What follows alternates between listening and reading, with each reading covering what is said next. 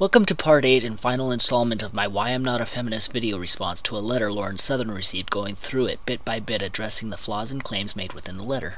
And now the continuation. I won't be laughed at for not being manly enough.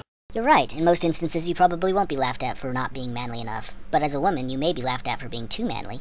Maybe 20 years ago, but in this day and age, I seriously doubt it. Especially when you get out of school. In middle school and in high school, I was called gay and bullied quite often. Once out of school, that pretty much disappeared. Crossing borders of accepted gender behavior, a man expressing femininity or a woman expressing masculinity, can be difficult for both men and women. And again, there are a lot of feminist resources that will help give you the language, strategies, and support needed to confront and challenge the harms experienced by both men and women due to gender norms. While I don't agree with the feminist theory behind it, feminism does discuss this topic. Lots. As a related caveat, however, if you're a woman in a male-dominated field like the military, policing, firefighting, etc., then you will likely come up against the standards of not being manly enough. Again, turn to feminists to help understand this.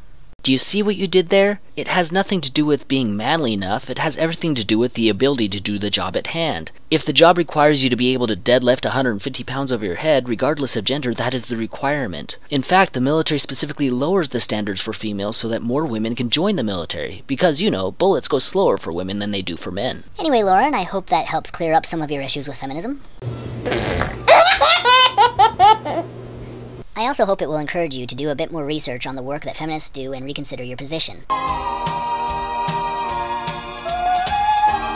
If you want to learn a little more about ways feminism has helped men, there are 1 and 2 more sources on that for you. You might also find it useful to talk to some feminist men sometime about why they are feminists. All the best, a feminist. Personally, I have researched feminism, and that is why I am not a feminist. Anyway, let's see what those last 2 sources were.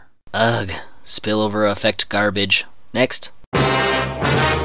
23 ways feminism has helped men, huh? Many of those points have already been addressed within this series, but I may address a few new points that have not been addressed in a bonus episode sometime in the future. When feminism can address my 5 questions, we can discuss the meaning of feminism again. Till then, see you next time. Bye, everyone.